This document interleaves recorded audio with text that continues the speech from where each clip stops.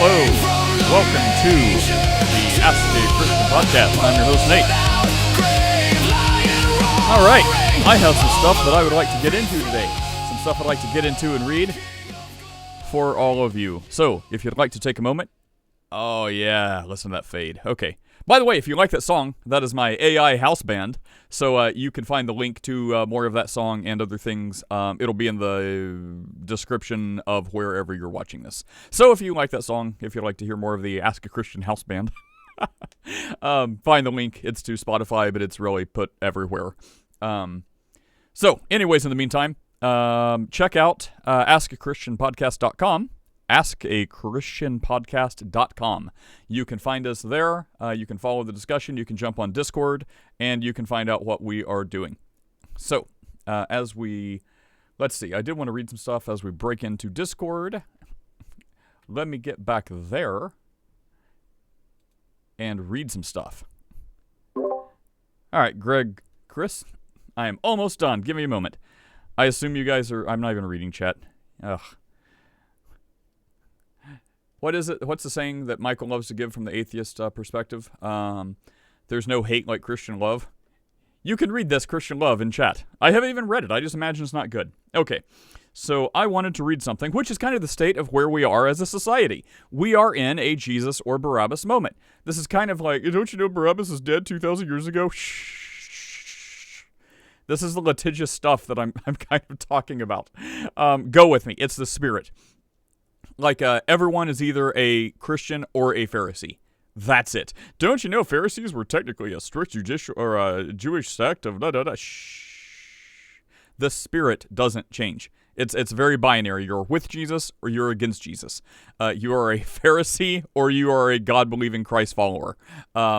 That's what I mean. Because you can see these patterns transpose over people no matter what walk of life that I found so far. If you're a completely different religion or no religion, you will be in the spirit of like Pharisaical whatever if you're like, oh, well, look at this. You try to like litigate and legislate every jot and tittle of a law that you don't even believe because you're not a Christian or a Jew. But that's what I mean. You're still a Pharisee. Anyway, so by action, by like heart or posture or deed or whatever, instead of being like having the faith perspective of, yes, this is what the Bible says. I've experienced the salvation power of Jesus Christ. I follow Jesus. Go God. Yay. Team Jesus.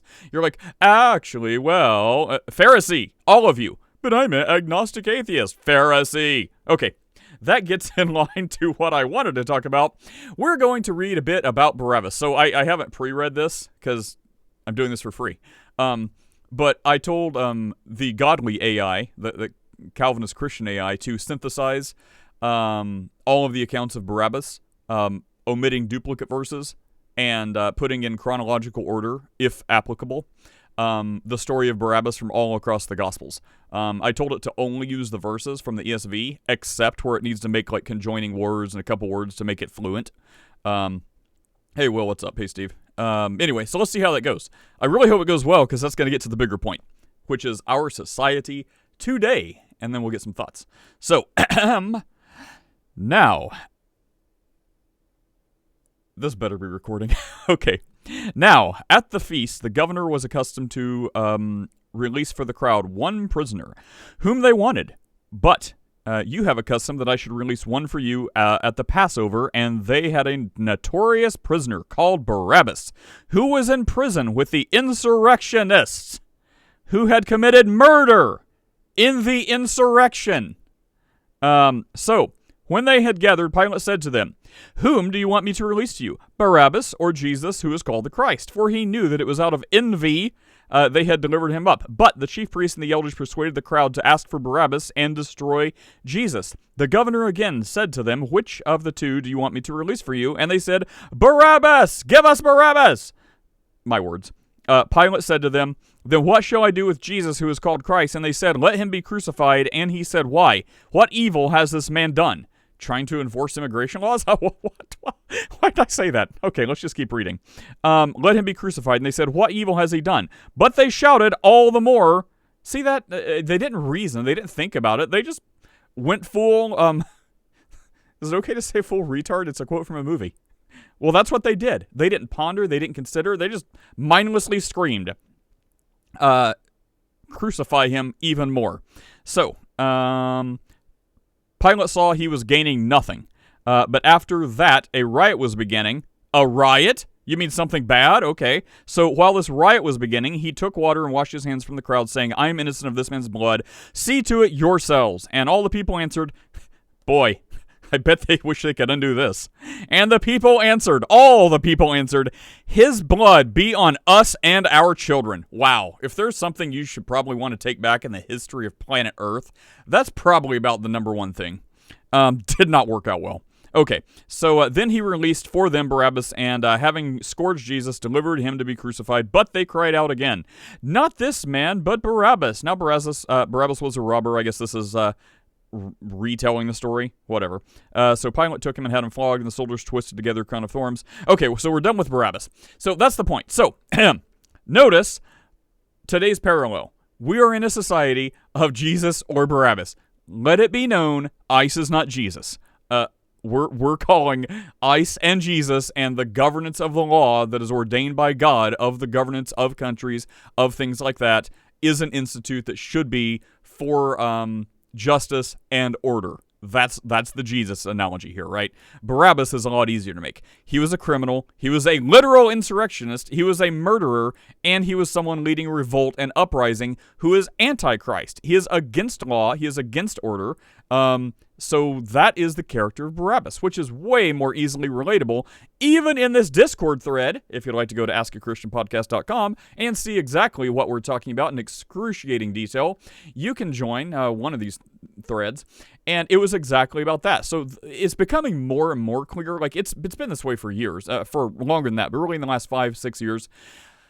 6-7 years, 6-7. George Floyd, now they're trying to do George Floyd 2.0, all this other stuff. Whenever you get the details and there's no more excuse, the smoke, the fog of war is cleared, and you have the facts as we know them, as they are irrefutable, then people, through ignorance, through doubling down, through not wanting to look foolish, or being aligned with Barabbas, they're like, no, we don't care about justice. We don't care about law and order. We care about our own godless, lawless whims, and give us Barabbas. That's where we are, and it's only ramping up more and more with the latest shooting that no one, I mean, it still happened, but the latest shooting in Minnesota, how even after all the angles come out, half the news media is only showing like the two ambiguous angles. None of them want to show the one that's like the third, the best video that comes out, that shows the cop getting straight plowed into. Like from 0 to 15 miles an hour like that, she shoots the gas, hits the guy, bumps him out of the way, and gets shot for it.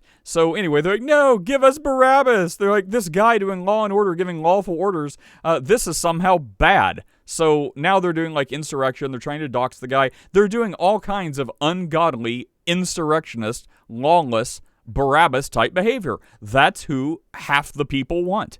So anyways, it's just more and more pronounced, and we were in this discussion last night, which I hate getting sucked into text discussions, but join Discord. You can see me lose my mind there at the middle of the night. Anyway, I did not think it would be the battle that everyone here, which is mostly Christians, I think, would be fighting, yet we were. So they're like, oh, the cop's bad, like, oh, this woman was blah, blah, blah, no, he could have done this, he could have talked and rolled and did a G.I. Joe maneuver over it and bounced up and totally not had to shoot her. It's like, what? It's like, dude, we're dealing with real reality. Like, we're living in the real world. She was given a lawful order. You don't shoot out tires. No one's trained to do that. You're specifically trained not to do that. Shoot out the tires. The car's going to keep moving in the same direction. It's not going to do anything. You got 3 more good tires. It's from the front of the car. It's not even possible to shoot a tire.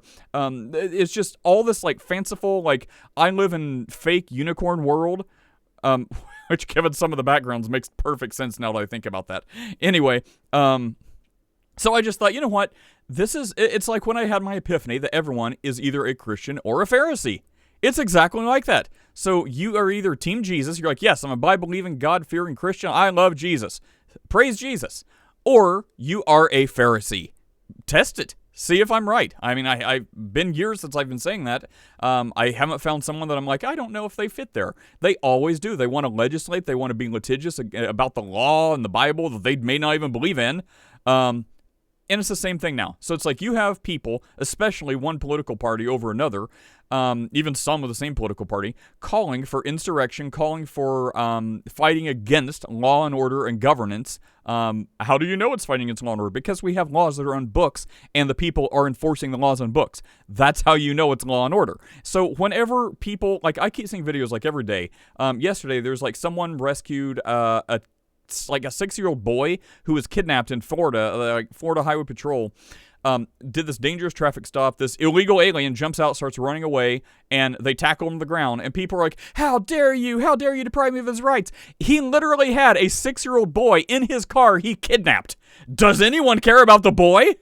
No. Give us Barabbas. This chick, I've been giving a lawful order. Instead of that, I've been harassing and following these people around all day long, and nothing's happened because strong girl boss, I guess, is the mentality. So I'm just going to gun it, run into this guy. Nothing's happened before, so nothing will happen now. Well, that was a bad gamble. Give us Barabbas. The cop that followed law and order was taking defensive shots to protect him, and not only himself, there were other bystanders around. Like, if you watch the video go long enough, there's another person, there's a car parked next to that one.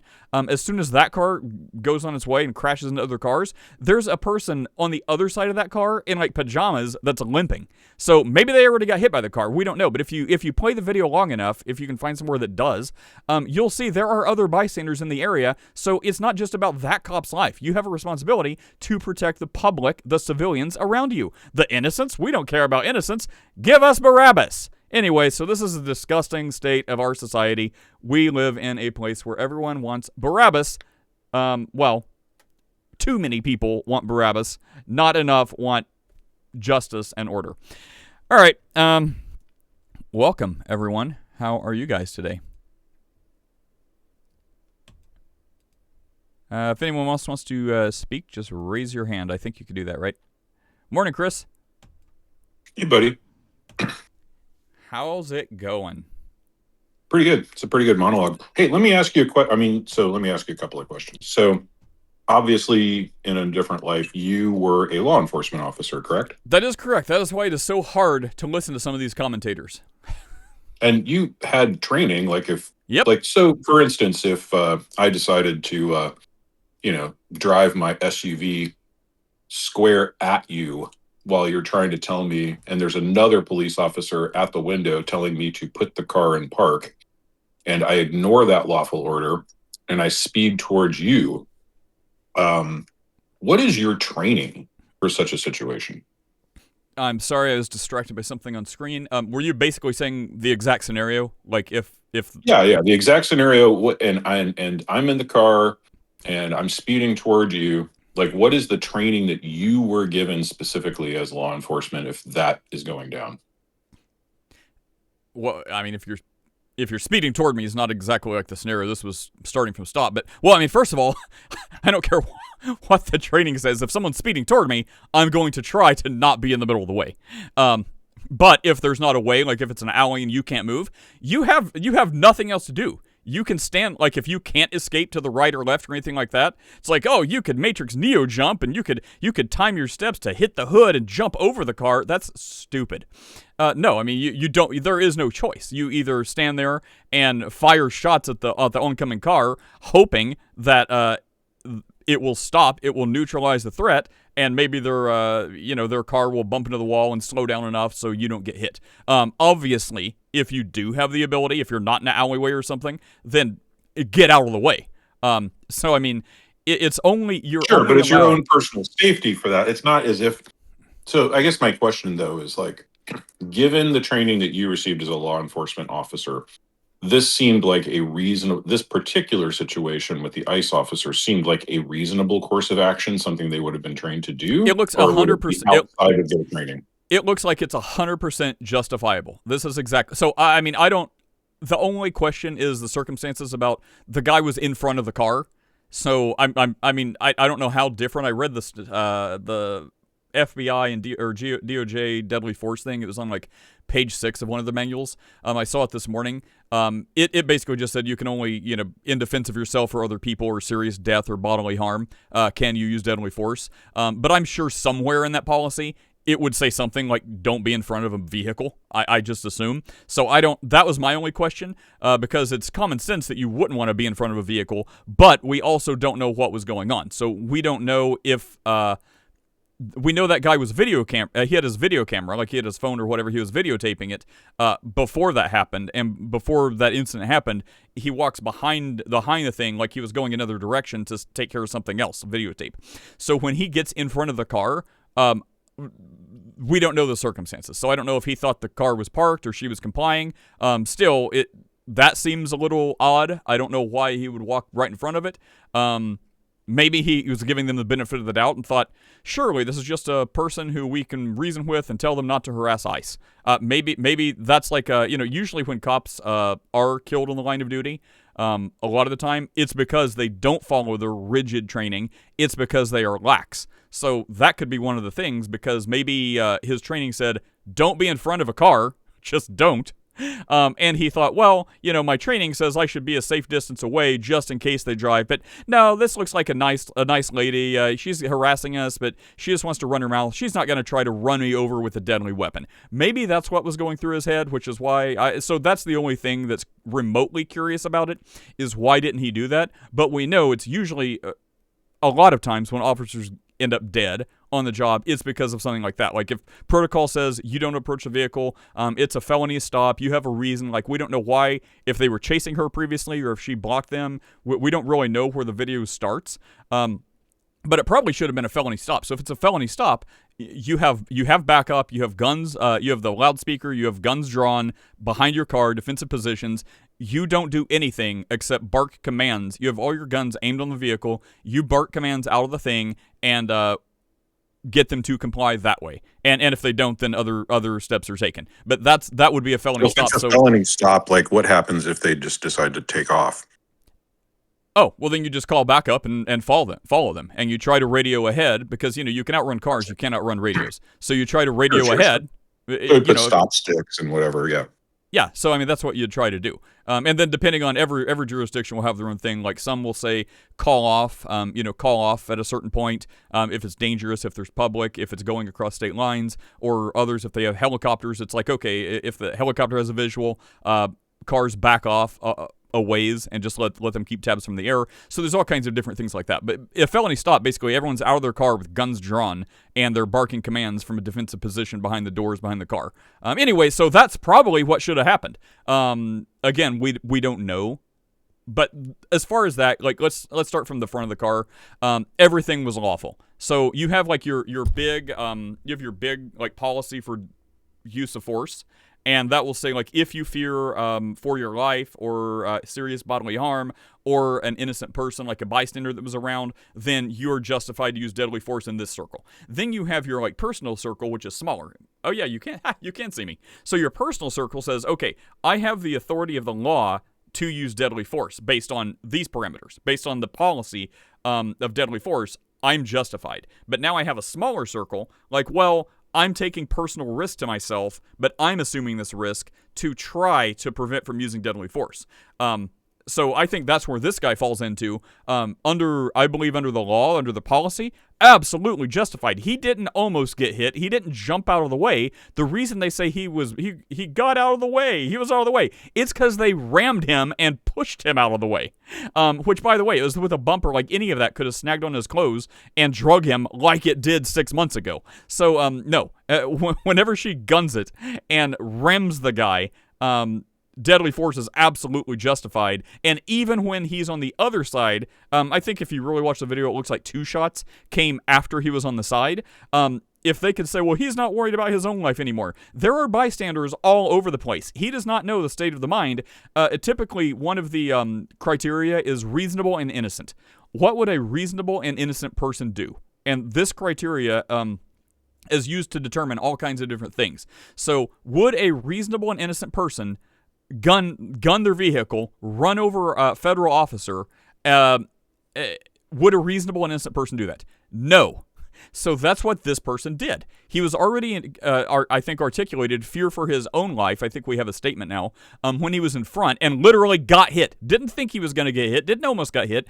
Got hit with a deadly weapon. Well, he didn't die. It doesn't matter. So they used a deadly weapon. It's like a 3,000-pound weapon system. I think the Seventh Circuit Court already ruled on that long ago. Like, vehicles are deadly weapons in these scenarios. That is definitely one, and it was used as a deadly weapon. So the first shot, you could say if it came while he was getting hit, and it looks like the exact time he got bumps, so maybe he could be like, I didn't even mean to do that. That was adrenaline. When I got hit, the shock of it pulled my finger. I mean, I don't think he said that. I think he's like, no, I was in fear of my life. But you could have just as easily said that. But once that was gone and he was on the side, you can easily articulate he was following through to neutralize the threat to protect the civilian, because we already know this person is not acting as a reasonable and innocent person because they hit a federal law enforcement vehicle with their car and tried to escape custody after being given lawful orders to get out of the vehicle. So I didn't know that, Nate. So wait, back up a second. So this lady actually struck another law enforcement vehicle with her vehicle before this incident occurred?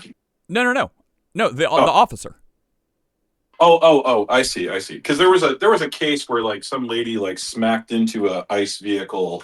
Oh, there's 100. Yeah, that's what they do now. Yeah. It's like how Muslim terrorists run through Christmas parades and stuff with vehicles killing 50 people. That's now the tactic of the left for ICE. So yeah, I don't know if you can Google. Maybe they purposefully get in car accidents. Yes. So if you DuckDuckGo this or watch some of the more conservative news, doesn't matter what the source is, but I say conservative news because they will actually show you the full unedited video. This is their tactic. So they'll find ICE, and it's like a bunch of lawyer chasers. They'll try to get some dumb person to go ram ICE. And then as ICE is freaking out, trying to pull them out of their car and, has their guns drawn, their pepper spraying and all this other stuff, they're like, see, look, ICE is doing this, ICE is doing that. It's like, no. And then, the unedited clips always show up because they just show, ICE ripping out little old women and moms and people with strollers in their seat. They show them getting ripped out and thrown on the ground.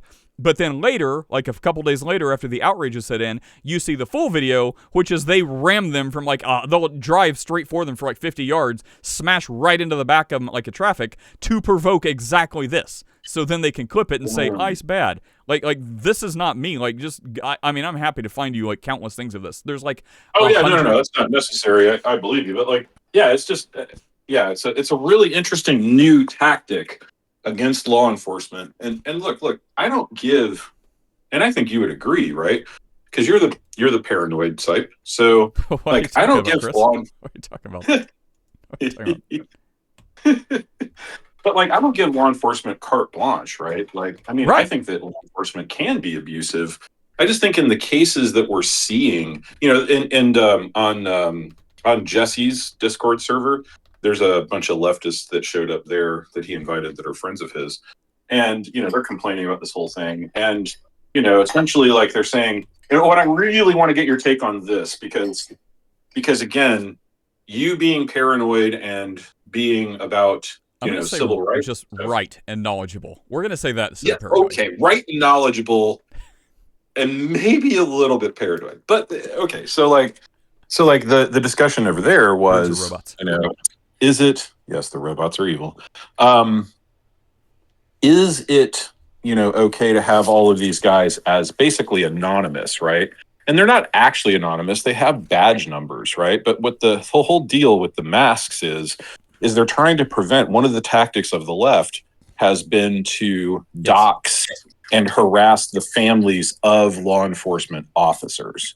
And so given that behavior, a lot of the law enforcement officers that are doing these ICE raids are staying as anonymous as they can on camera so that the Antifa can't come to their house and, murder their children. Yes. Let me get your take on that. Well, let me back up first. I'm not sure if I finished the last thing. So whenever the guy's on the side shooting, that can easily be articulated. He was doing this at the defense of the public. So even though his personal life from shot one is no longer in question, presumably, we have a clearly person who's not acting like a reasonable, innocent person because they've literally just committed multiple crimes. So you cannot let them just go because there are innocent people right in the vicinity.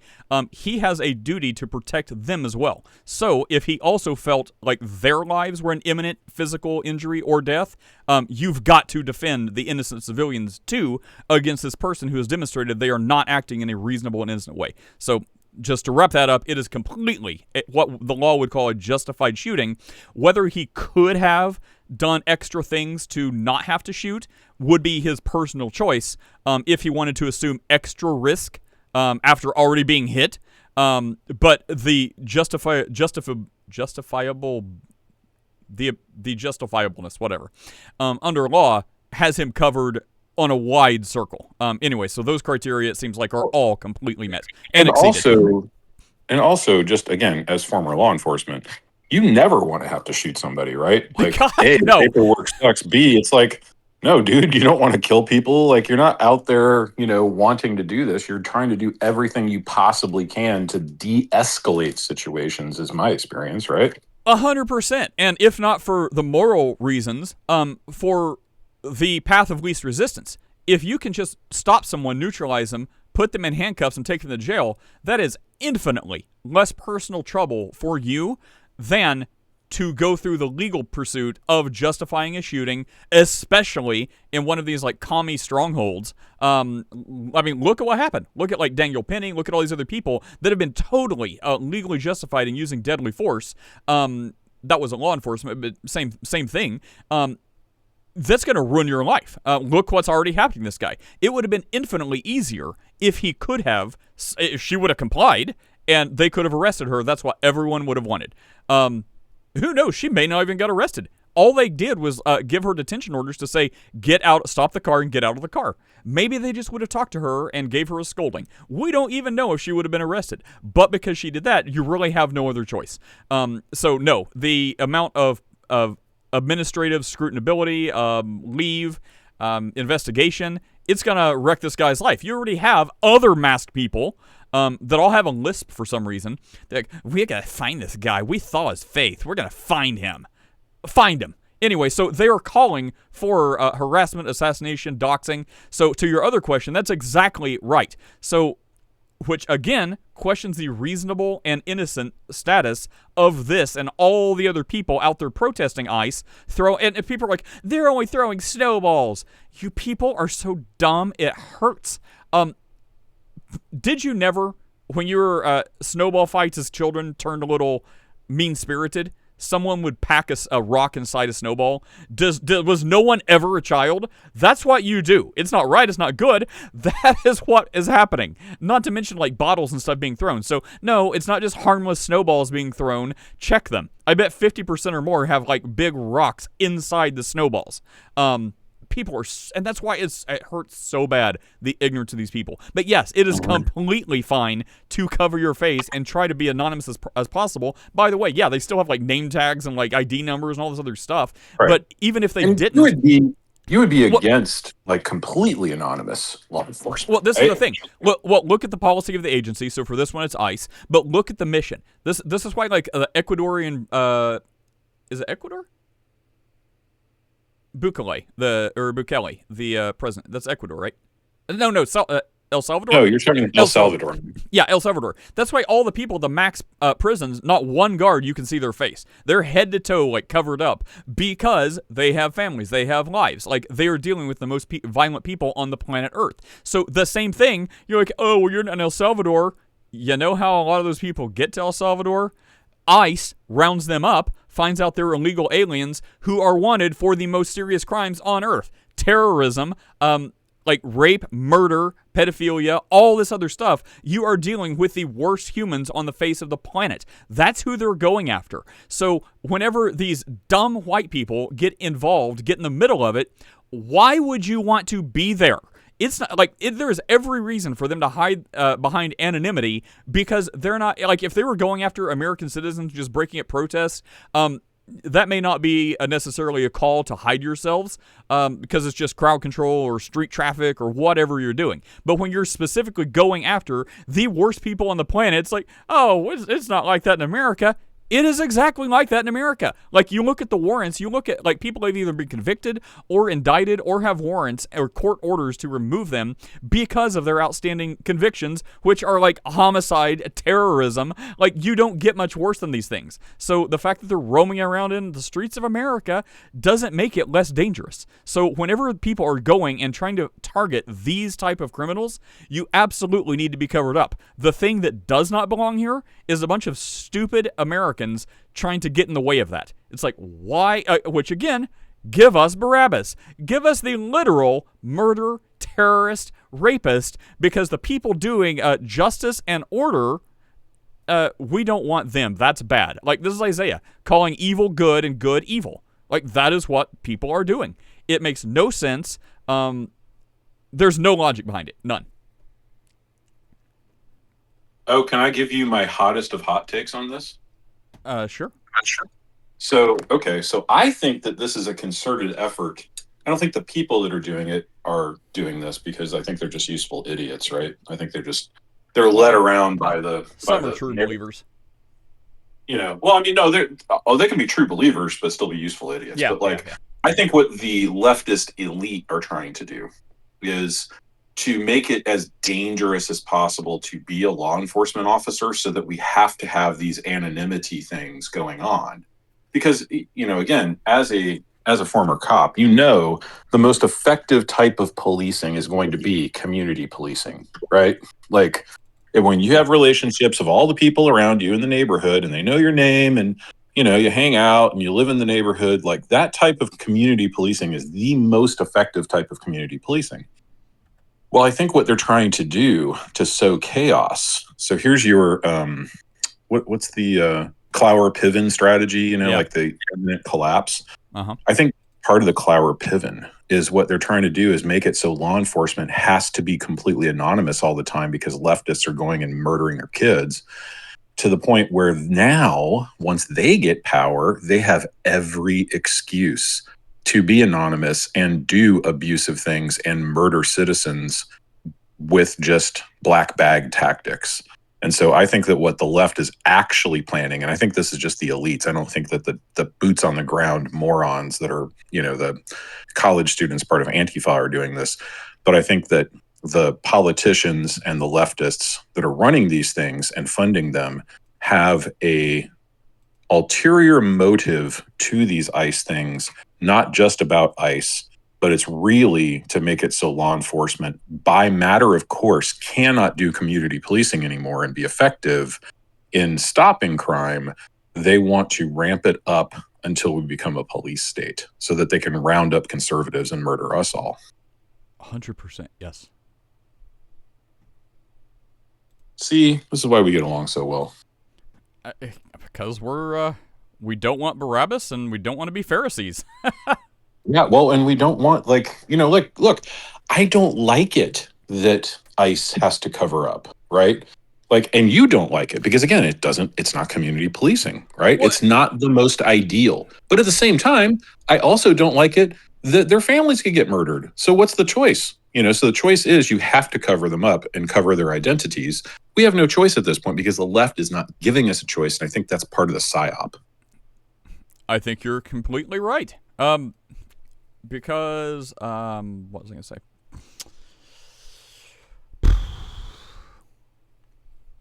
I got distracted by screens.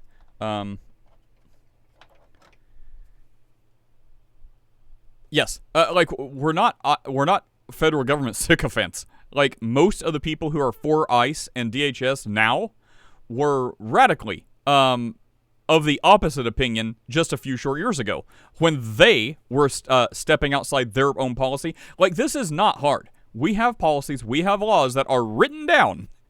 Like, how do you know it's objective? How do you know it can't be altered? It is written down. You can find it's. Oh my gosh, it's like the Bible. How do you know if someone's really living like a Christian? It's written down. How, like, in a lot of Bibles, there's even a subtitle that says how to live a Christian life, and then it gives all the qualifiers of what a disciple of Christ should look like. So it is written down. So put that over someone who says they're a Christian. Are they living like these things? Yes. Okay, well, a good chance they're a disciple of Christ. Are they rebelling against these things? Good chance they're not a disciple of Christ. Are law enforcement officers following and faithfully executing the duties and laws described? Then good chance they're acting lawfully and legally. Are they violating what's written down? Good chance they're acting outside extrajudiciously. It is illegal what they're doing, and they're the bad guys. So you see, for the last few years, that's exactly what happened. And now you see the opposite is happening. So the laws haven't changed. The enforcement has. So when you're going after people who are law-abiding citizens, you're the bad guy. When you are the law-abiding law enforcement officer executing the laws on the books, you are the good guy. So if you're going after the bad guys, and you're getting this much flack for it, and docs and families and all this other stuff, you should be able to take precautions. If you're going after people, and you're the bad guys, like, if you're like fully suited up in riot gear to go like crack heads on a traffic issue or traffic direction, no, that's getting into police state territory. You don't need to be masked up. If you're masked up while you're violating the law you're supposed to enforce, you're the bad guy. You should not have any protection. If you have to be masked from following the law, no, that seems very necessary.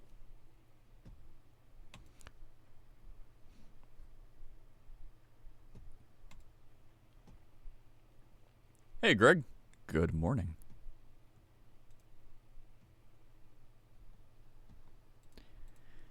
Are you speaking? Hey, I saw a good one.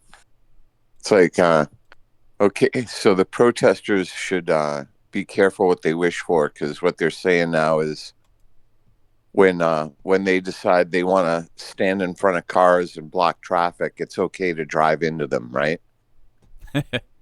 I mean, if it weren't for double standards, they would have no standards. So, if you did that, you'd be bad, but the logic is sound.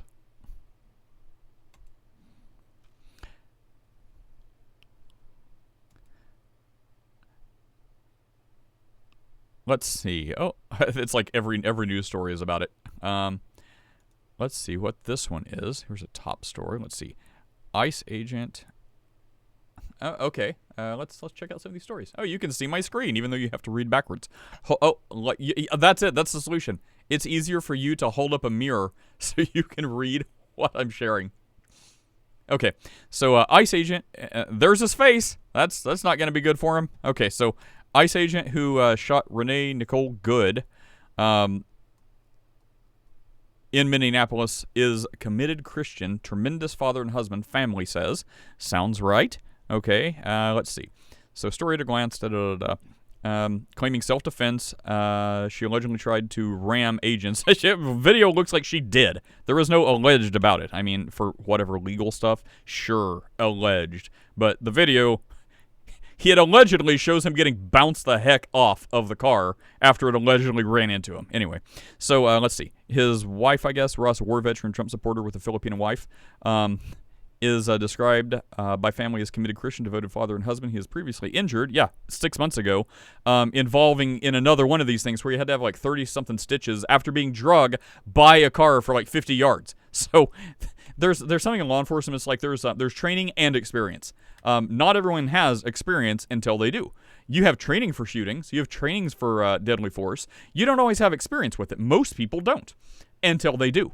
And now you have training and experience. So this guy had the benefit of having training and experience from previously being dragged like 50 or 100 yards, I forget how much it was, from a car in exactly this type of scenario. So anyway, let's see. So there you go. So from a Christian viewpoint, here's the AI source. From a Christian viewpoint, Ross embodies biblical manhood as a protector of his family and nation, defending against threats in line with Proverbs 24:11's call to rescue those led to death. Good's actions, if described, as described, reflect rebellion against lawful authority, echoing Romans 13's mandate to submit to governing powers. True faith depends on upholding justice and order, not rioting or endangering officers serving the common good. And then it goes on to talk about if you can read that, I don't know if you blow up the screen, the shooting underscores the erosion. And then let's contrast this with, I don't know this one, but I've already heard, like, apparently, and we were talking about contradictions in the thread last night. I don't know how much you read, but one of the things that was so irritating is this person was acting like there's a contradiction and things can't be true and blah blah blah. And there's another contradiction here. And apparently, while this person's mother, this story we're about to read says a relative of her says something different. But I was hearing reports yesterday, like this person's mom said she wouldn't have anything to do with that. This is not like her daughter at all. She would never do such a thing, even though there's video of her seeming like she's doing exactly that type of thing. Anyway, her mom's like, no, that didn't happen. So, okay, is that true? Because at the same time, you've got Trans Tifa saying this is a fallen comrade, and they're honoring her memory. She's one of their fallen comrades. So it's like, well, you have Trans Tifa saying it's her fallen comrade. You have her mom saying she would never do this. Which one is true? Anyway, so let's see. Contrast what we just read with relative of woman killed during Minneapolis ICE operation says she should have minded her own business. Bet she's not going to get invited to any family dinners. Okay. So where is the... Is this going to show the mom? Where's the relative? The post relative should have minded her own business appeared in the Gateway Pundit. Let's investigate the Gateway Pundit. Okay, so... I hate that when it takes too long to find. Okay, maybe we can't. Anyway, so apparently there's not any consensus on that either. At least a relative says she should have minded her own business. Let's see if we can search that up on the Gateway. Oh, here we go. Yep, should have minded her own business. As the radical left continues to use death of... shot and killed... In an exclusive interview with the Daily Mail, Joseph Macklin, the former brother-in-law... Okay, so brother-in-law. So this would be, as I understand it, the brother-in-law... I think she's had a couple husbands. I think one husband died. Don't know anything more than that. I think that's what I've heard. So if this is a brother-in-law of the deceased, this is one of the men she, I guess, was a partner with. I don't know if she's married or whatever. But so one of the men, the brother of one of her former men, I guess before her new lady wife. So there's the context.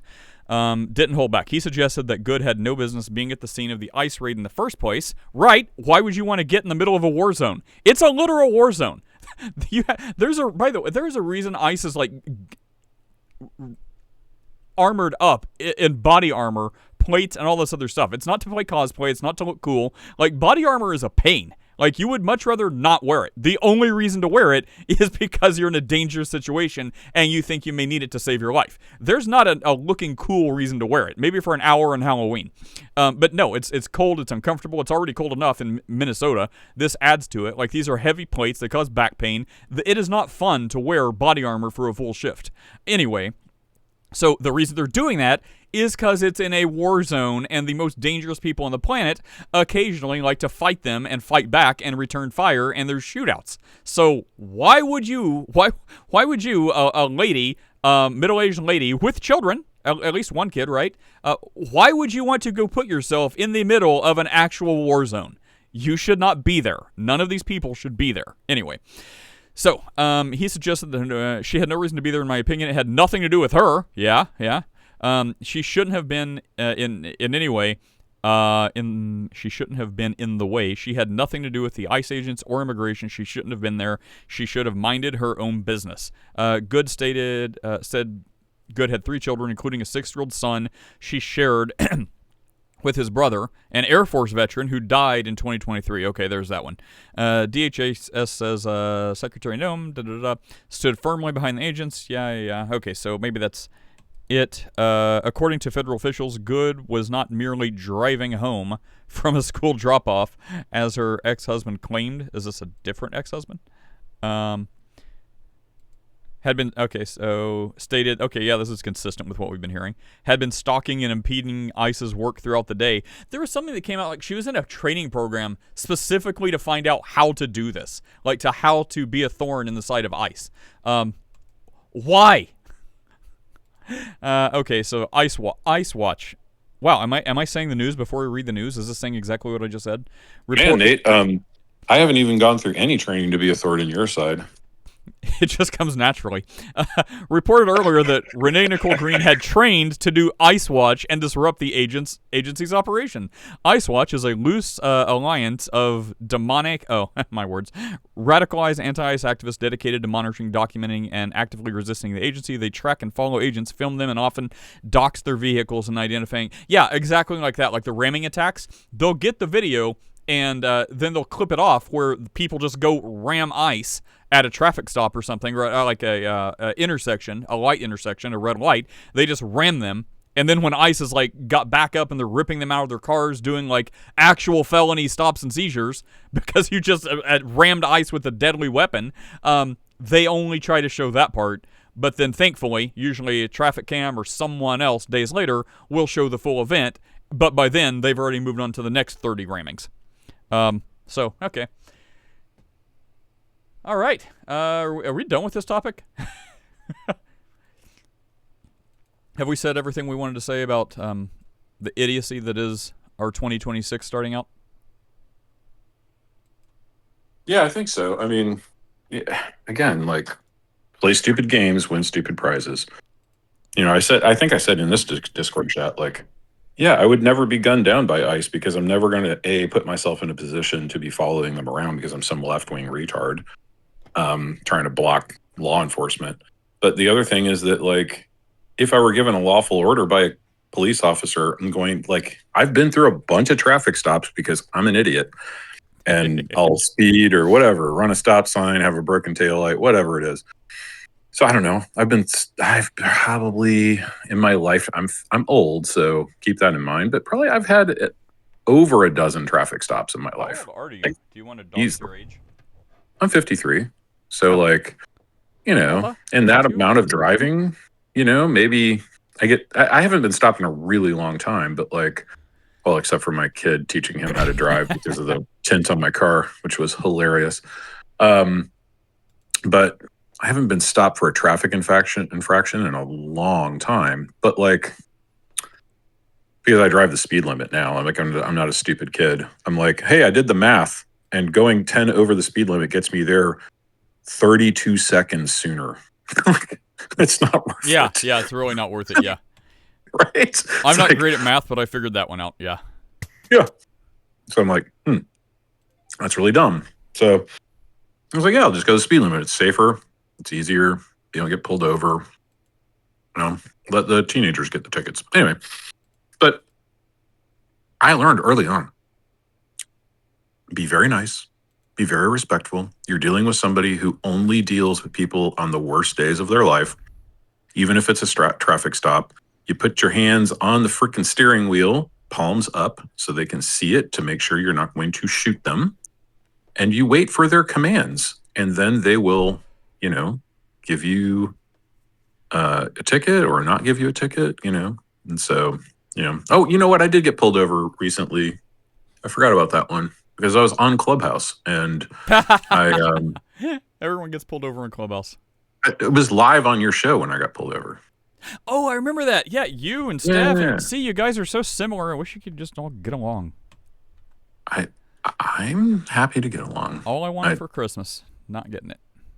Yeah. Well, I mean, it's your fault, Nate. You brought all the Calvinists back on the server. It's your fault. Whatever. Sorry, I had to take a sip of coffee after that one. The victory coffee. Anyway, so, you know, but like, you tell me, let's role play this a little bit, Nate. This will be fun. So you're pulling me over for a traffic stop. You put on a mask, I'm out. Right. So you're pulling me over because my license plate is expired or something stupid, right? So you're just a normal traffic stop. It's like, hey, you didn't register your car, or you didn't put the sticker on, or somebody took your sticker, or, you know, whatever. And you pull me over. So here's what I do. I roll all four of my windows down. Okay. I put my hands palm up on the steering wheel and I stare straight forward. I don't look at the cop. I don't look at the mirrors. I stare straight forward, waiting for instructions. How is that stop going to go for me? That is so above and beyond. That's probably going to go very well. Or they're going to be like, all right, this dude clearly knows what to do. Show us the bodies, sir. Where are the bodies? No. Okay. More than likely. More than likely, they're probably. Which, by the way, this is where I talked about earlier when officers are lax. This would have a tendency to put them so much at ease that if you were a bad actor, that may cause a normal person to be like, "Wow, this guy is so cooperative." Like, sir, go ahead and relax a little bit. Just keep your hands where I can see him. And then in that moment, they like drop their guard, and if you were nefarious, you could do something bad. So a reminder to officers: don't lower your guard. Follow your training. Be rigid adherence to your training. Anyway, but yeah, that would go swimmingly. You'd be like, yeah, this guy is above and beyond the call of what's required of this stop. So thank you. Yeah, you know what I learned is that if I do that, I'm less likely to get a ticket. Sometimes I'll just get a warning. And so, now if they're fulfilling a quota or something, you're going to get a ticket. But which don't quotas don't exist. Yeah, quotas do exist. They just aren't unspoken quotas. Yeah. At any rate, so yeah, and so I'm much less likely to get a ticket. Or shot. Or shot. Yeah, I don't see. It doesn't even occur to me that I would be shot at a traffic stop. Like, it's not even in my realm of possibility to get shot at a traffic stop because there's nothing I'm going to do to provoke an officer.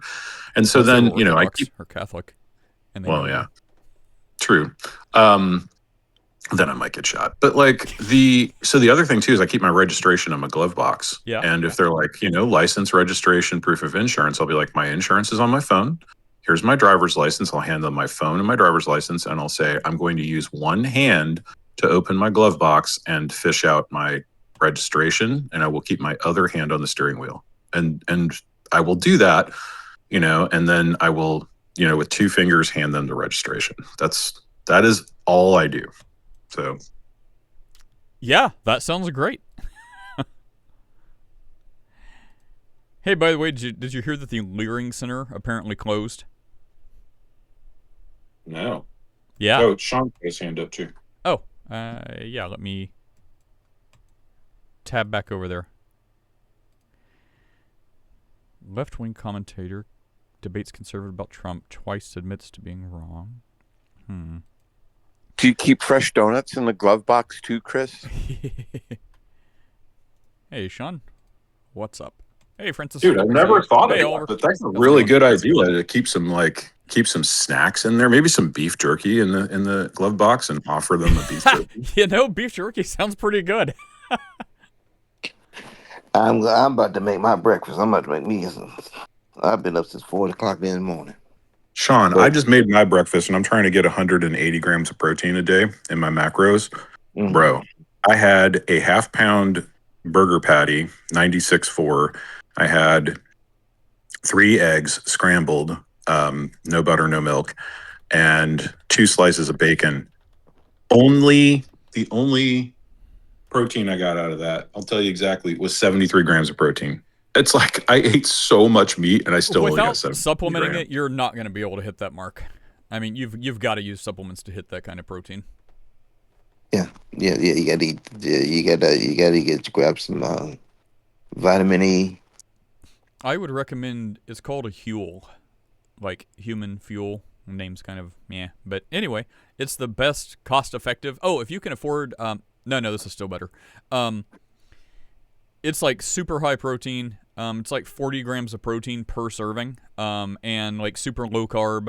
All the fats and stuff I forget, but it's basically like a full meal replacement shake, but it's specifically low carb, high protein. So you drink a couple of those a day with your regular food, you'll hit that mark. Yeah, my grandson's birthday was yesterday, so he turned 15. So he wanted me to make him some chicken nuggets and fries. So what can you say? I had a cheat day. What do you fry your fries in? Do you use like avocado oil? Do you use regular vegetable oil? No, I had to use regular vegetable oil because he ain't gonna eat them no other kind of way. Plus, he on the wrestling team. All right, it's cool. Yeah, I use avocado oil, and you can't tell the difference. Like, everybody raves about my fries. Because the other thing that I do is I make them fresh from taters. So I'll get some Idaho potatoes, and then I'll cut them into fries, and then I'll blanch them. I might make some potatoes and onions. Yeah. So I'll cut them up, and then I'll blanch them. So you boil a bunch of water, and then you throw them in the water for like 7 or 8 minutes to soften them, and then you fish them out. You let them cool, or you freeze them, and then you've got fries ready to go to fry up. Bored. Hey, dude. I'm about to make some potatoes and onion. I'll make a hamburger patty and some scrambled eggs. That's what breakfast is going to be today. Good morning, Yeah, Yvette. it's my How are same you? breakfast. Good morning, Hey, dear Yvette. Yvette. Dear Yvette. Are you Good speaking, Yvette? morning. Dear Yvette. I'm reaching back into my old LL Cool J. Hi. What's going I on? just ate some barbacoa taco right now. Thank you for bringing me up because I mean, with this phone, I can't. Just doesn't work. Today. Oh. I'm gonna get another phone. I bet I there's got the probably a cheapest way one. to... I'm sure you can probably That's figure all. that out. Yeah, I don't know. No, Oh, it's just swipe up. better. Yesterday, Steph, is it an iPhone? Of course it is.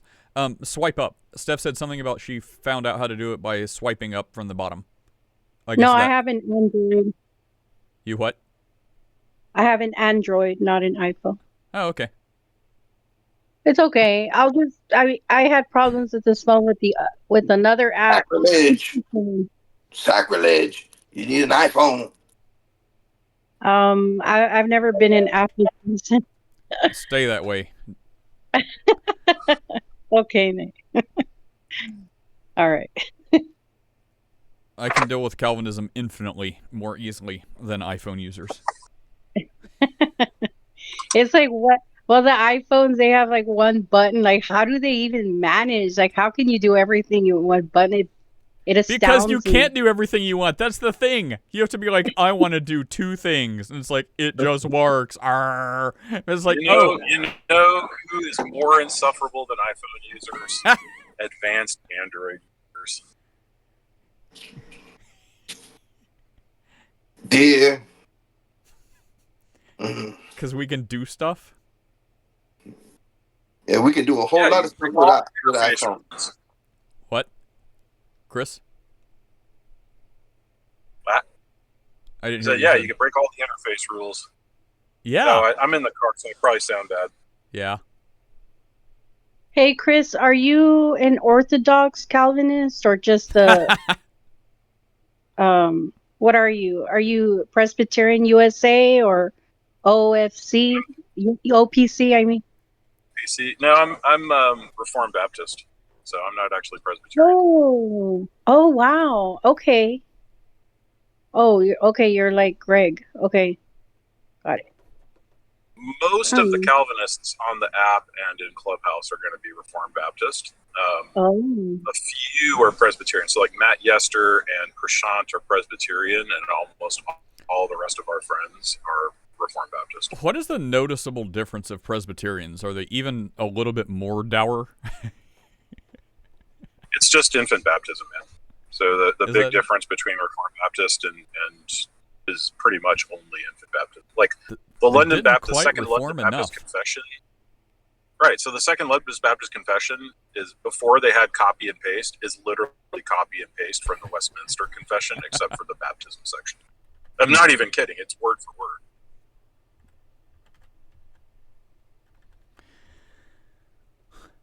Well, what do we think about Discord, since apparently that is the only option?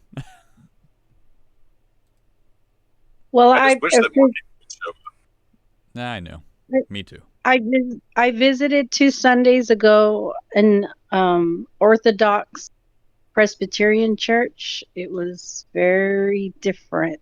I was just curious. I just wanted to, like, I'm comfortable with my faith, and I just don't know. I've never been to a church outside of non-denominational or Pentecostalism, so I thought I'd just have like a trial thing with that church, and it was just, I don't know, it was not for me. Yeah, I don't think it should be for anyone. Well, look at it this way. Like, if you're coming from Catholicism or from being Lutheran into Presbyterian, that's a pretty good direction. If you're going from, like, a Church of God or a Baptist or even Reformed Baptist to a Presbyterian church, That's like the wrong direction. Like you want to get further away from Catholicism, not closer to it. No, I mean, like, well, not all Presbyterian churches are high church either. So, like, there's a difference there too. So, there's some Presbyterian churches that are going to be low church. Well, yeah, there's the gay ones too. Well, yeah, but that's a different kind of that's a totally different kind of Presbyterian. Hey, I have a nice maid thing here because Canada only kills people who really totally need it. Except here's someone whose family's freaking out over a young and healthy 26-year-old died for depression. Wow. Yep, that's happening. I mean, it's too much. Like there's too much to even. It's just like depressing. Everything's depressing. Like, do we want to try to have the guy like take a walk around a lake and some nice like butterfly fields or something? Yeah, kill him to save us money. I mean, I don't mean that. That would make us monsters. I mean for his mental health. We have to kill him for his mental health. But yeah, right. It's the same thing as like aborting kids to save them from being poor. Yeah, don't ask too many questions, Chris, or they're going to want to do that for your mental health. But wait, guys. Well, what really cracks me up is everybody is like, oh, we've got to do suicide prevention and, suicide's really bad. Unless it's doctor-assisted suicide, then they're all like, oh, well, that's a different story.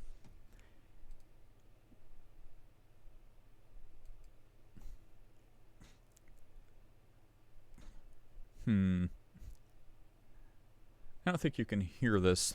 Let me know how my audio does. I don't know. It's gonna be ED. It's gonna be bad. Let's watch one of these holy nopes. Let's test this out. That's a general education on decency. Let me know if you can hear this. It's the Lord's Day. I got my Bible. I'm ready to hear the word. Yes, I can hear it.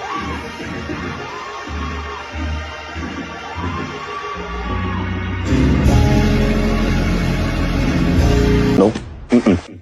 It's the Lord's Day. I got my Bible. Let's see. Oh wait, you're not. Oh, if I screen. Oh yeah, you can still see it. Okay, right? You can see that. All right, let's. It's the Lord's Day. I got my Bible. I'm ready to hear the word. I'm Kanisa. She/they pronouns. Let's just get into it. So I'll read up top, and then you guys can just read together with me the bold at the bottom. Dear God, we take pride in our colors. We give our bodies and unique stories permission to radiate. We place our colors amongst the clouds, which will serve as testimonies between our bodies and the earth. Our colors light the sky. God sees us in full color. We slay. Period. We slay. Our colors prove and remind us of God's faithfulness, love, and reassurance. So we will smile, rejoice, cha-cha slide, twerk, sing, vogue, and hope. We might dance to Beyonce Single Ladies depending on the capacity of our knees. Our colors light the sky. God sees us in full color. We slay, period. Our oppressors cannot remove the will of the people. Institutions propose and implement harmful laws, but we seek assurance in the report of the Lord. God sees and remembers us by name. Which Lord? We honor our black, brown, queer, trans, undocumented, and incarcerated siblings. Our colors light the sky. Nope. Holy crap. Look, Calvinist, you start showing some people videos like this, and just they'll want to convert. Like that's the way to do it. Not through arguments. Why you gotta be down on Sean's church? And this is why Steph left the server.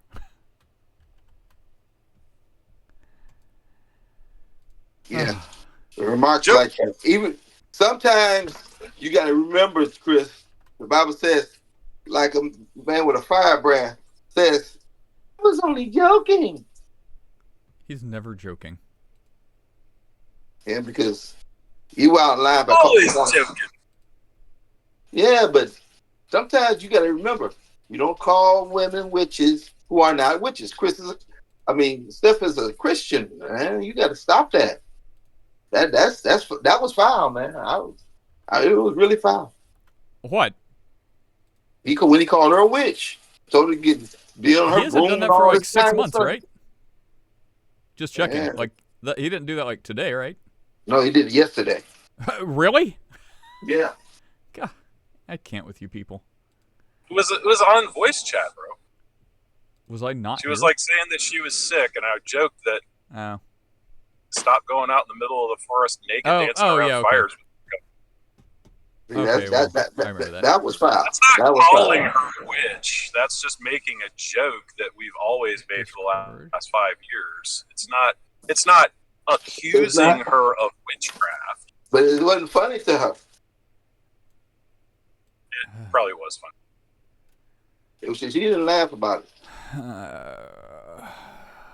Yeah, Why, I mean, Lord? you know, she uses empathy as a weapon, so you know, it's fine. I don't want to get into it. It's fine, not a big deal. She already left the Discord server. Lord, I try to be a All good and faithful servant. I have my faults, but why, Lord, do I have this thorn in my side?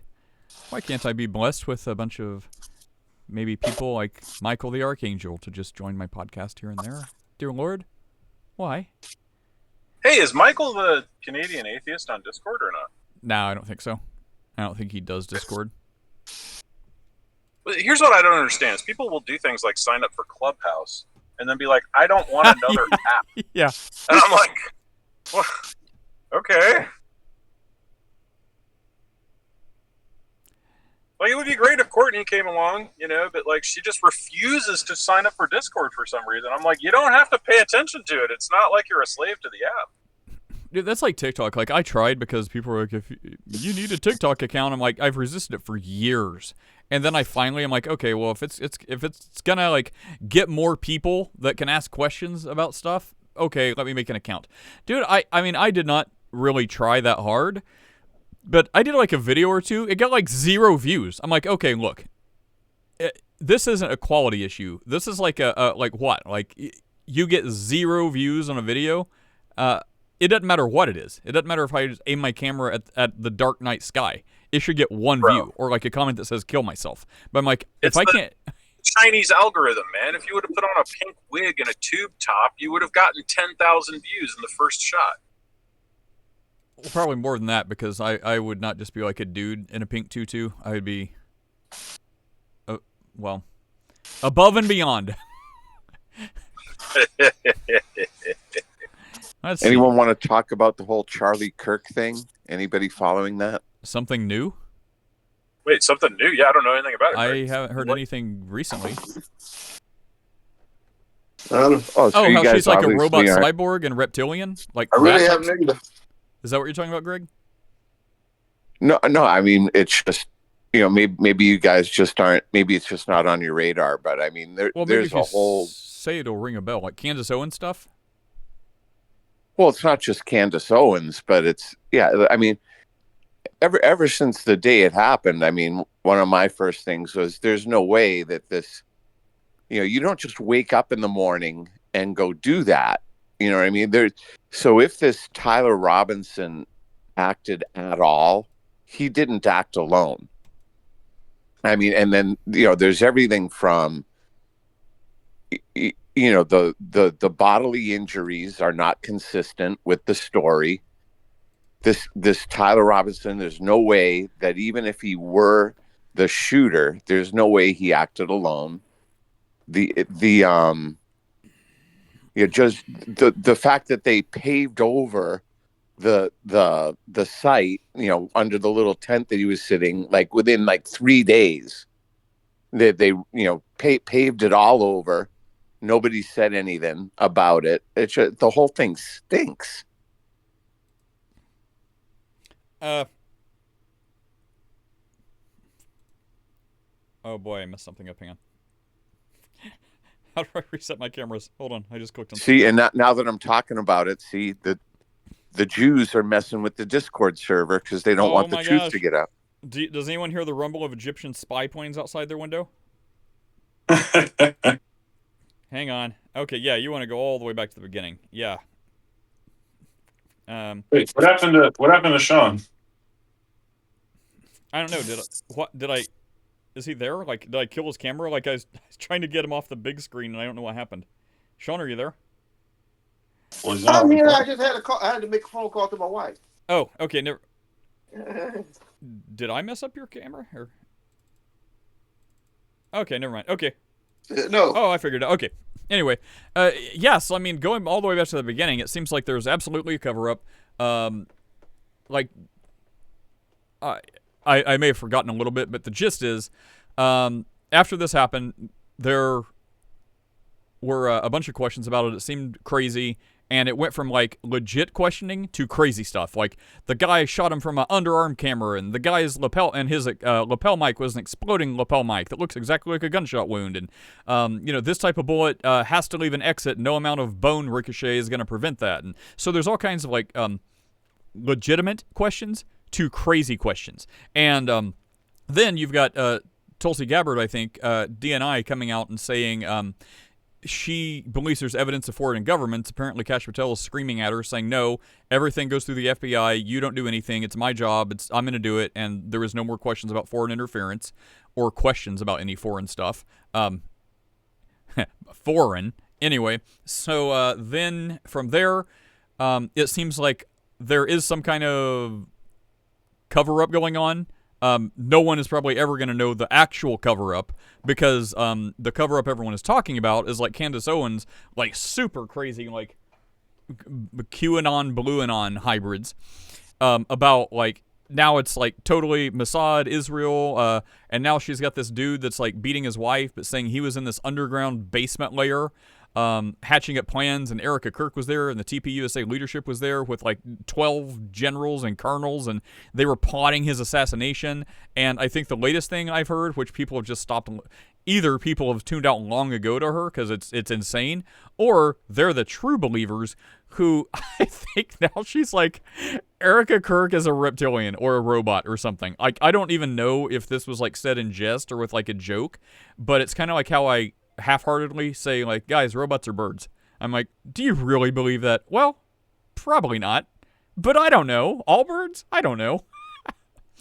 I don't know if she was saying like kind of like that, like Erica Kirk is a robot cyborg, or Oh my gosh. but I mean it is in complete crazy land. And I think who benefits from this? So the people who, and not to mention the fact that like the trans group or whatever was bragging online saying he was going to be dead like the next day before he even showed up there. How did they know that? Was it wishful thinking, or did they know something more? So that's like some of the legitimate questions no one is addressing because we're off in crazy people land, which is it was Israel, except now it's Egyptian planes falling around. Now she has a hit squad, except she's getting boosted by everyone on the left. Like The View, if The View says good things about you, you do not want the View to say good things about you. That does not put you on the right side of pretty much any issue.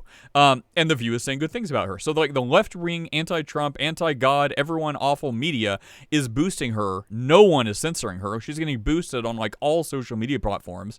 So it's like, well, gee, does it sound like she's telling the truth there? If all the like world supervillains are boosting her and praising her, there's probably some questions there. So now it's like, well, she used to be a lefty, right? And then she supposedly had an epiphany and turned right. But now it's like, well, has she reverted, or is it a guise, or is she just following the money? Because now she's, it seems like what they're... Candace Owens is a grifter. Well, it seems like the net benefit is for...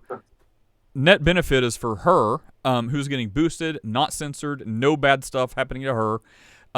And what is happening is this is destroying TPUSA, the conservative right. It's causing infighting, so it is a detriment to them.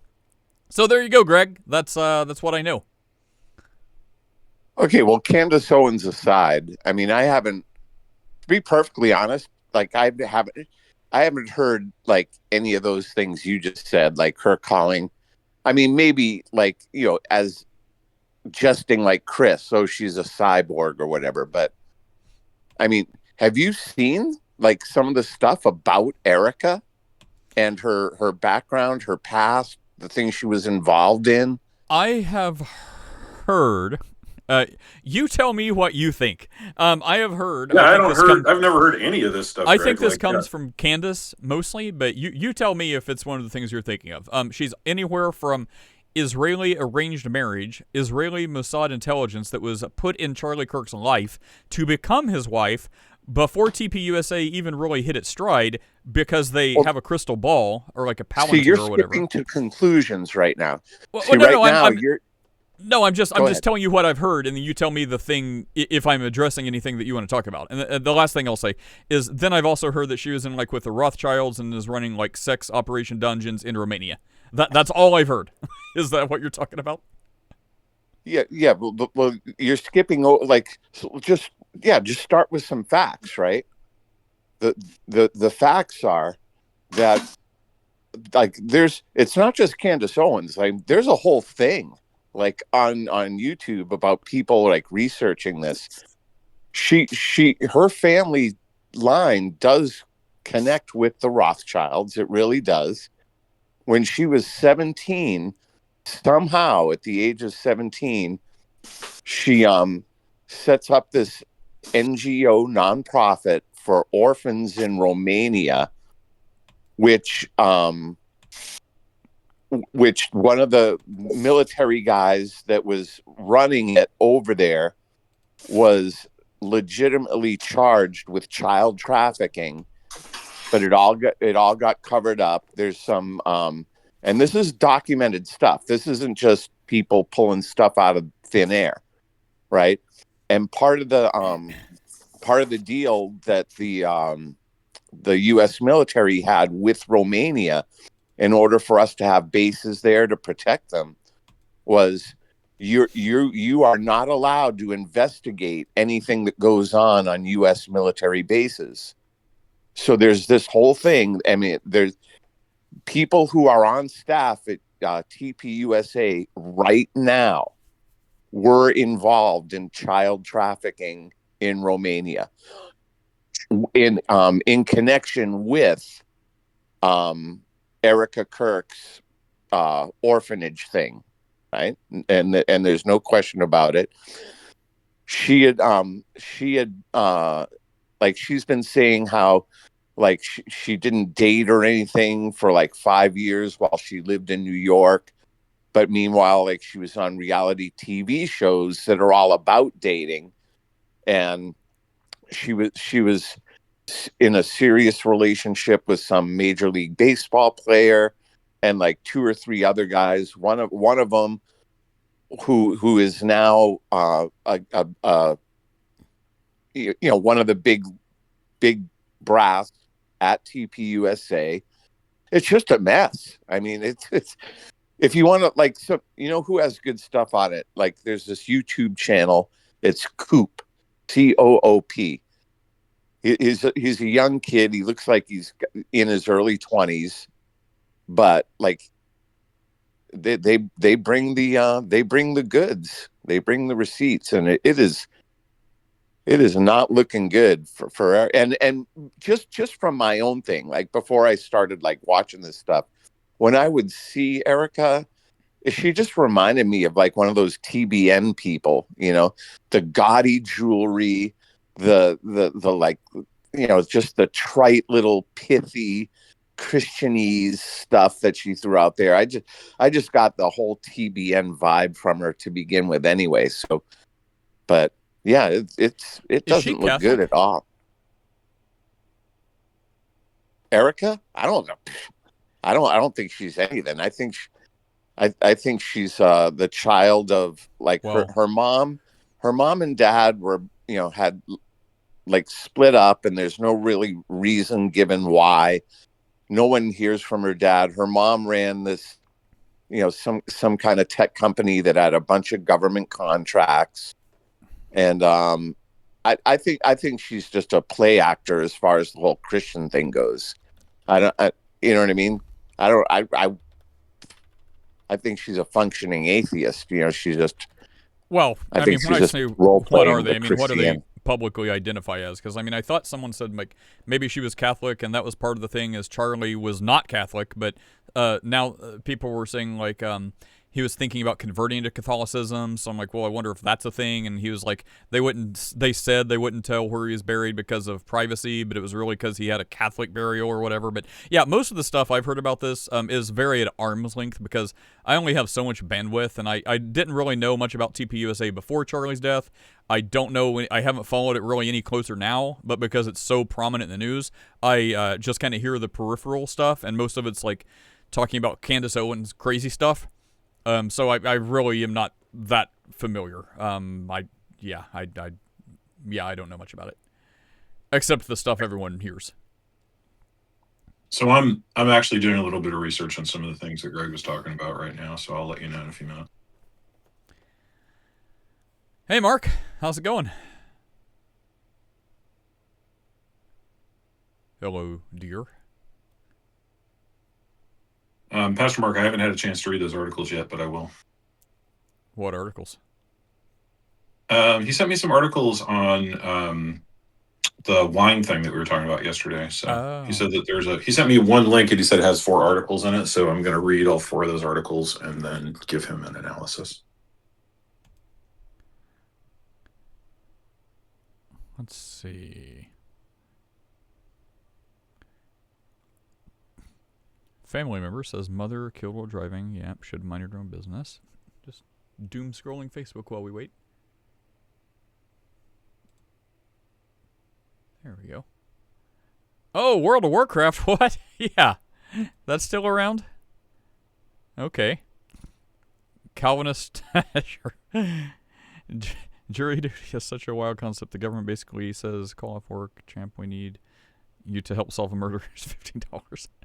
Here's validated parking.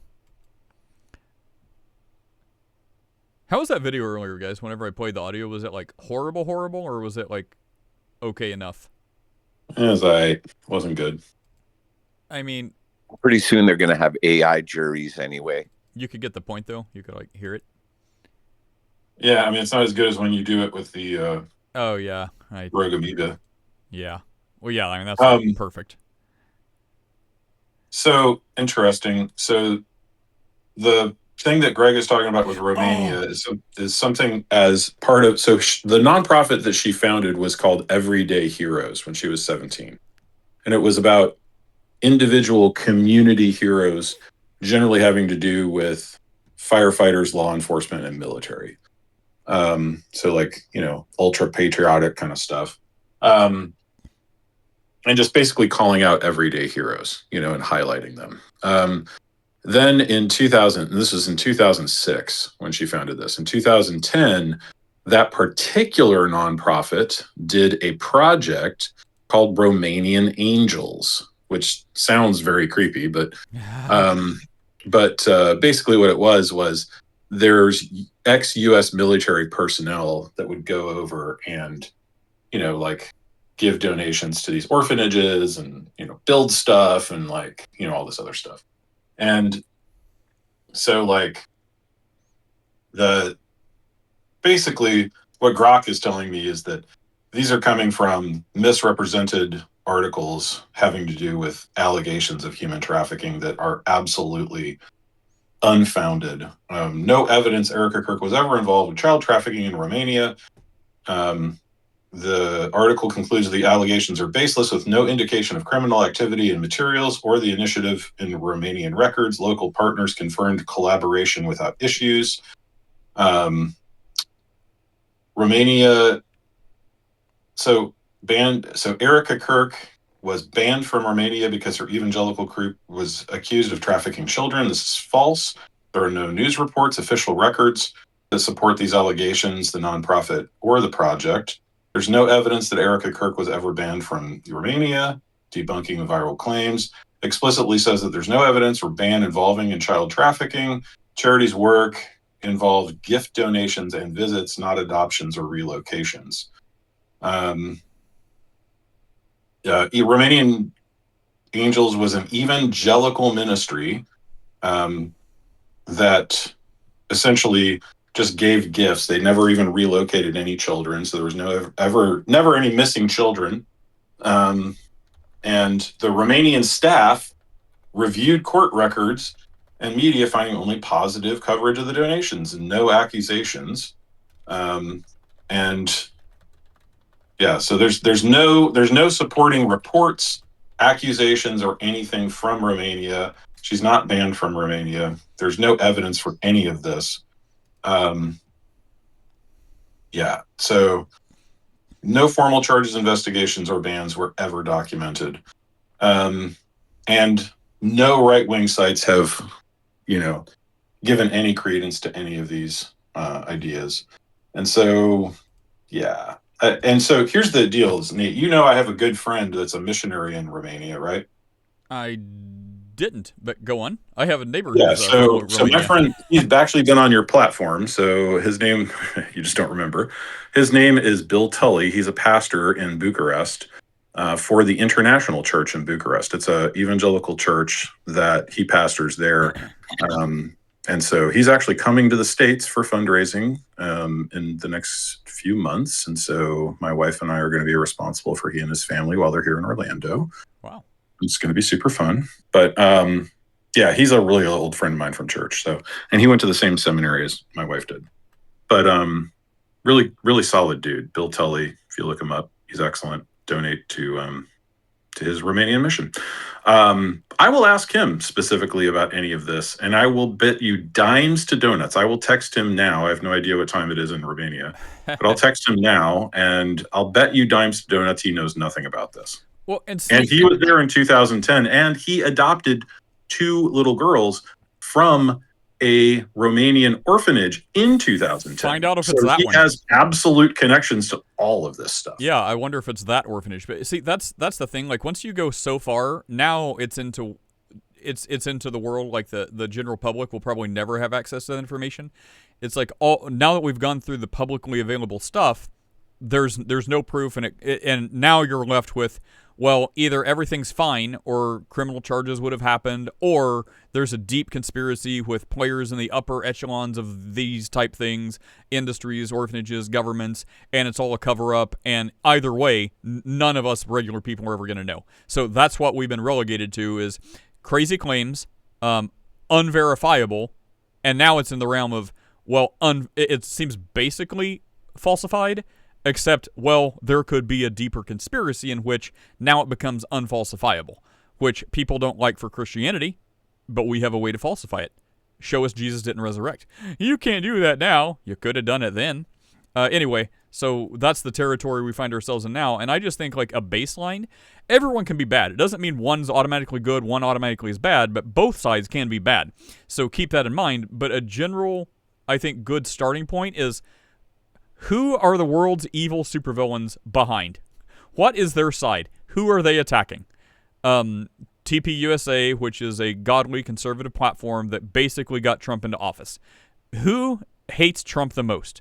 People who are abject, anti-God, evil, the world's supervillains. That's who hates Trump. Does that mean Trump's automatically good? No. But now let's start there and look. Okay, well, it seems like he is undeniably light years better than the world's supervillains who hate him. So I think that's good to keep in mind, just as kind of like a baseline. Like this.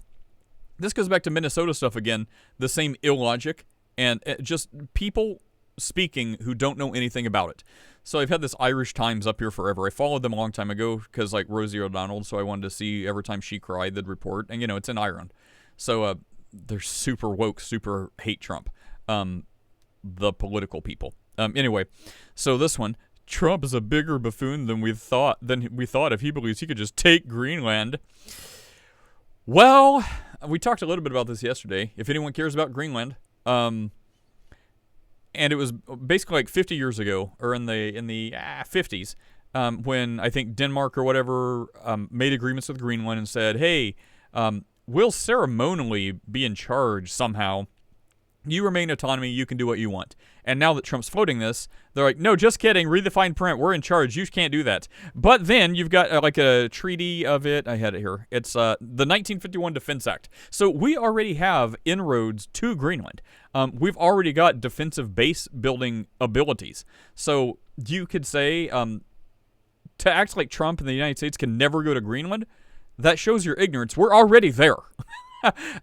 So your only thing is, well, to leapfrog, you're already there for some bases for defense, to now taking the entire place.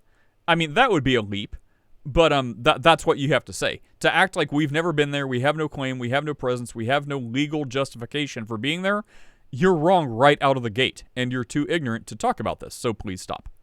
Anyway, just saw that, had to mention it. So, shout out Ireland. Hope you guys take back your country someday. Well, to answer your original question, like, who are the supervillains behind everything? Well, obviously Israel, the Jews. Everyone knows that. The Jews. You gotta say it like that. Well, Greg, as we know, if you have a problem with the Jews, you are automatically Team Palestine and Muslim. Is that fair to say, or is there a third way? Yeah, well, obviously, yeah. I hear the morning call to prayer right now. Got to go. But Hey, so say back hi to to Tucker while you're on your prayer carpet. Oh my back gosh, to yeah, the Charlie like Kirk thing, real quick. Just one thing. Let me ask you guys this: do you guys remember on the day that it happened? Do you remember it being reported that his wife and daughter were there, and that the daughter was trying to get to him, and people were holding her back, and she was crying? Does anyone remember hearing that? I never heard that. No, I didn't hear that on the day. I heard that several weeks later, but I didn't hear it on the day. I Because they weren't remember there. hearing it either on the day or the day after, but it's never been brought up again since. And Because it's proven that they weren't there. Like she was like in a totally different state. That was in Utah. Right. So why were people saying why were people saying that she was there? Because eyewitnesses are notoriously They're goofy. unreliable. Yeah. I don't know, she kind of stands out in a crowd, you know? I mean, Oh, where's that guy that thinks King James Version is being rewritten by the devil? Where's he? Like, the devil's rewrite. It's the Mandela effect. He's rewriting your memories. I do know that they were saying apparently the security promised to have people up on the roof that the shooter was from, and then suspiciously, there was not security up on that roof that day. I do remember that. isn't that a James Taylor song from way back? Up on the roof. Did he do the one that I've seen fire and I've seen rain? Yeah, Fire and Rain. He did that. But it's a different song. Up on the Roof. I don't know that one. Up on the roof. Yeah, I know that one. Hey.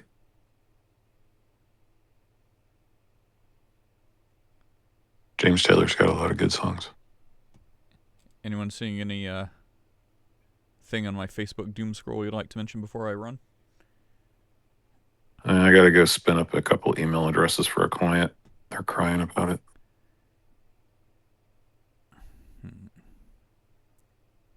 Yeah, how's that going, man? Are they going to get your kidney fixed, or are you just going to be on dialysis till a kidney transplant? Wow, I was going to talk about the food pyramid. Well, let's end with that. So, good news. You can stop praying in precatory psalms against the food pyramid. That's good, right? Okay. Yeah, so, Sean, is that who you're talking about? Where'd you see that at? Did someone private message you, Chris? Where are you seeing anything about a kidney transplant or something? I was asking Sean about his health. Oh, I thought there was like a message or something that prompted that. That was just came out of, okay, well, Sean. Care to answer? It says his microphone has an X through it. Is his microphone? Oh, wait. Oh, I'm sorry. Was he talking this whole time? Yes. Yeah. I've got to remember that. I hit mute earlier because it was some feedback, and I forget on Discord when I mute it, it's not for everyone. It's only for me, so I couldn't hear him. I'm sorry, Sean. I tried to mute you earlier because there was feedback, but it was just for me, apparently. Go ahead, Sean. Well, I was actually cooking my breakfast, but I didn't cook Nate's.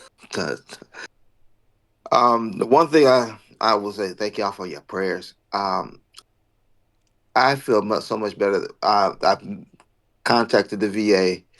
The VA has got me on the list, but until then, I'm new to it. Matter of fact, next Wednesday I'm having a minor surgery, very minor, to get this heart catheter out of me, onto my chest, because then it gave me a fistula in my arm, so I'm gonna get that squared away. And So you are on a transplant list then? yeah. Oh, okay. So there's no fixing your kidney. But it's only one of my kidneys. But the good thing about it is the dialysis has got me down to a reasonable weight that I can manage and get down a little bit extra, because I'm not where I want to be, 30 pounds from that. But Also, I've gone from diabetic to pre-diabetic. I've gone from diabetic. Oh, that's When great. What was your before I last A1C? 5.3. Oh, dang. Wait, 5.3 is still pre-diabetic? Yes. Oh. 5.3 is pre-diabetic. 5.3 to 5.6 is pre-diabetic. When I was before I went into the hospital for them 2.5 weeks, I was like at a 7.8. Oh, wow. That's really high. And when I came out of the hospital, I was at 5.6. Now I'm at 5.3. So that's a blessing of having to do dialysis. It actually helps bring your A1C down very fast. Well, good luck, Sean.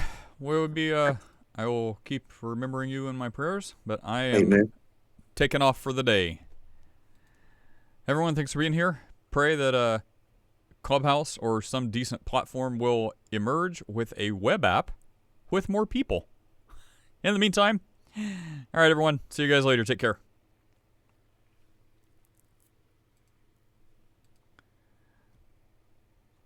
All right.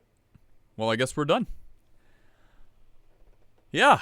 Anyone has questions, comments, something you'd like to hear us talk about, send it in. askachristianclub@gmail.com or askachristianpodcast.com. Click on contact. Or join us on Discord and talk about it there. Chris may be mean to you. No promises. All right, everyone. Take care. See you guys later.